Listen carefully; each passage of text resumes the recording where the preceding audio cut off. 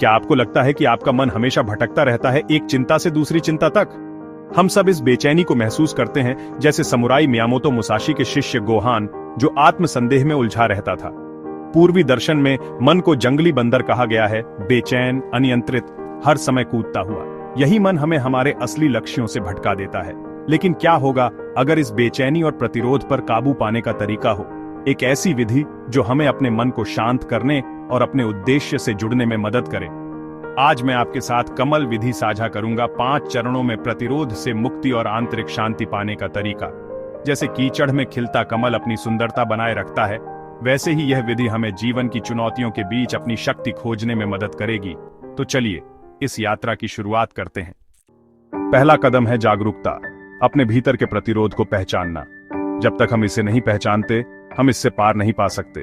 अक्सर हम टाल मटोल करते हैं, बहाने बनाते हैं या खुद को व्यस्त रखते हैं, लेकिन असल में यह हमारा मन है जो हमें रोकता है। जागरूकता का मतलब है खुद से ईमानदारी से पूछना, मैं क्या महसूस कर रहा हूं? डर, आत्मसंदेह या पूर्णता की चाह। प्रतिरोध को बिना जज किए देखें, जैसे वैज्ञानिक नई खोज को देखता है। इसे महसूस करें, नाम दें, नमस्ते आत्मसंदेह।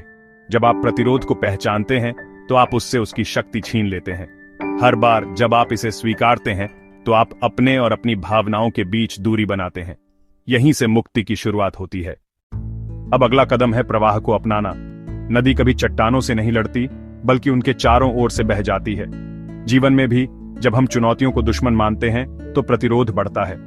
प्रवाह को अपनाने का मतलब है चुनौतियों को दुश्मन नहीं, अपने रास्ते का हिस्सा मानना। मुश्किल कार्यों को अवसर की तरह देखें, सीखने और बढ़ने का मौका। अपने लक्ष्यों को छोटे हिस्सों में बांटें। एक बड़ा काम डरावना लगता है, लेकिन छोटे छोटे कदम आसान होते हैं। हर छोटा कदम आपको गति देता है और धीरे धीरे प्रतिरोध कम होने लगता है।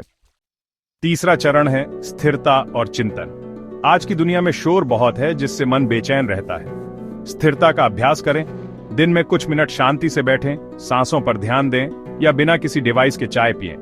इन पलों में मन को शांत होने का मौका मिलता है और विचार स्पष्ट होते हैं। चिंतन करें, चुनौतियों से भागे नहीं, बल्कि उनसे पूछें, यह अनुभव मुझे क्या सिखा रहा है?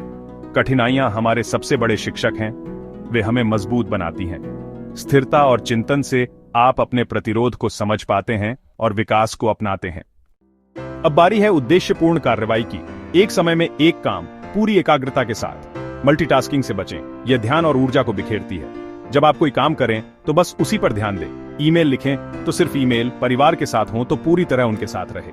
यह अभ्यास मन को वर्तमान में केंद्रित करता है। जब आप पूरी तरह वर्तमान में होते हैं तो प्रतिरोध और चिंता पिघलने लगती है। काम बोझ नहीं, बल्कि ध्यान का अभ्यास बन जाता है। अंतिम चरण है धैर्य। आज की दुनिया में हम तुरंत परिणाम चाहते हैं, लेकिन असली बदलाव समय लेता है। एक बीज रातों रात पेड़ नहीं बनता, कमल को खिलने में समय लगता है। धैर्य का मतलब है लगातार प्रयास करते रहना, परिणामों का इंतजार करना। अपनी यात्रा को स्वीकारें, खुद की तुलना दूसरों से न करें, अपनी गति का सम्मान करें, छोटी जीतों का जश्न मनाएं।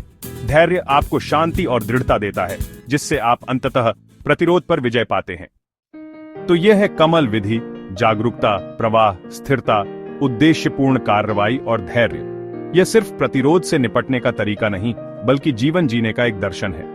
कमल विधि हमें सिखाती है कि असली शक्ति हमारे भीतर है, अपने ध्यान और दृष्टिकोण को चुनने में। आज की भागदौड़ में शांत और केंद्रित रहना अब आवश्यकता है। क्या आप इस यात्रा में पहला कदम उठाने के लिए तैयार हैं? बस रुकें, एक गहरी सांस लें और अपने भीतर देखें। आपकी यात्रा अब शुरू होती है। धन्यवाद।